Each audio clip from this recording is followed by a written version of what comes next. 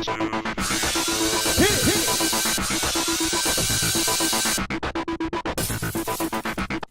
guys, welcome to another recap of American Idol Season 9. We're in Chicago, and yeah, it's Potty Mouth Central. You know, Chi-Town, the Windy City. It's where Obama's from, kind of. And there was a lot of confused people there because one girl was like, I have what it takes to become America's Next Top Model. Oh, shoot, I'm on American Idol. Yeah, all right. So the judges for this round were Cara, Randy, Simon, and the legendary Shania Twain. She admitted to peeing herself at least one time when she was younger. It's not too attractive.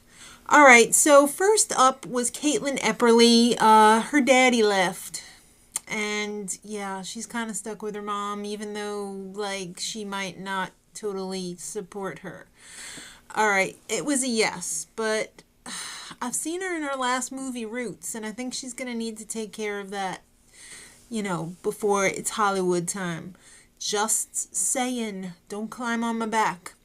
All right, so next up was a rather large girl who loved Ryan. Apparently she had auditioned before. She had a dirty dream about Ryan. Not the kind of thing I'd be wanting to hear if I was Ryan. Her name was Amy Lang.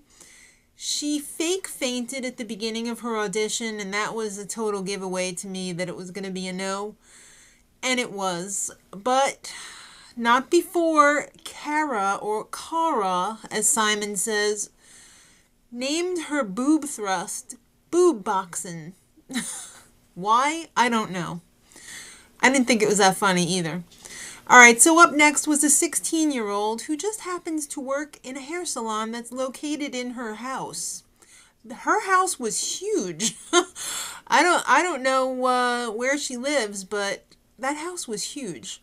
Her name is Charity Vance, and she had a very unique voice, which they enjoyed very much, although I thought her choice of Summertime for the audition song was a little weird, especially since they chastised people for picking that song in the past.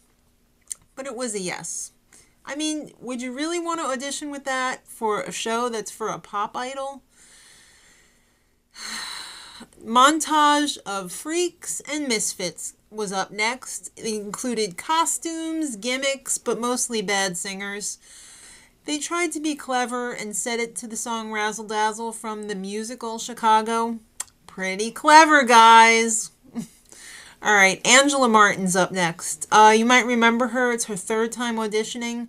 She's 28 years old, and this is pretty much the cutoff for her. I guess it's her last shot. She's got the daughter in the wheelchair, and her father died. She made it to the top 50 in 2008 auditions, I'm pretty sure. But she couldn't complete it back then because there was a warrant out for her arrest and she missed the show, so she had to drop out. It was a yes. She's got a gorgeous voice. It was a no-brainer.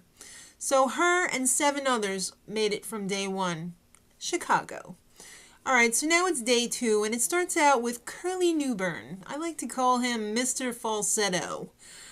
Are you serious? They were all laughing at him so bad that he just got disgusted and walked out. So I guess that counts as a no. Alannah Halbert was up next. She also was a high singer. It's another no, but she seemed kind of confused about what was going on because they were trying to help her out with the notes, but she didn't realize that they were actually mocking her. So she left, but she didn't feel that bad because she didn't know what they were doing. That kicked off a black and white silent film montage of no's. Unfortunately, this episode for Chicago was a lot of montages of pretty bad singers. Brian Krause was up next. He's an army dude. He did his little rendition of Tiny Tim's Tiptoe Through the Tulips. Kind of a song that I actually enjoy, but not something you'd want to hear from a pop idol. It was a no. He didn't seem to be joking. And if he was joking, somebody should hire him because he was a really good actor. Harold Davis was up next. He was a construction worker. When they started this montage out of his audition, I thought it was going to be a yes. But then he sang for the judges, and it was pretty obvious that it was going to be a no. And he said, oh, it's my allergies. And they were like, And then he started crying. I thought he was joking, but he was for real. That was really weird. Chantelle Graczkowski was up next, and it was a no, which kicked off a plethora of freaks and weirdos. Like I said, Chicago's full of them. I don't get it. I thought, Chicago's a huge city. I thought there'd be a lot more talent there. John Park was up next, college student. Shania really liked his lips. She was totally crushing on him, and it was like, whoa, this is getting weird. Even he was getting a little bit freaked out, but I think he kind of liked it. It was a yes for him because she kind of fought for him. All right, 21-year-old up next. Name Paige Dechausse. The whole family was there. They took a limo. Grandma paid for it. This girl had a little backstory. She had asthma. She had an asthma anaphylactic shock when she was younger. The doctor said if she lives, she's going to be brain damaged. Well, guess what? P.S. It's not the first time a doctor was wrong.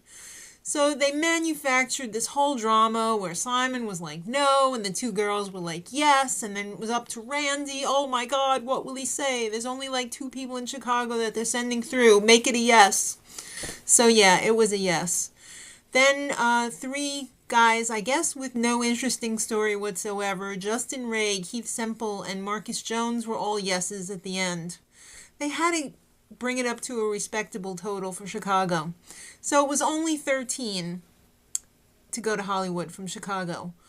Are you kidding me? This was probably one of the most disappointing audition cities yet. I mean, really. You start out with 12,000 people and you end up with 13? That's ridiculous. But tomorrow, it's Orlando. Florida's full of the crazies. Of course it is. So tomorrow, much love.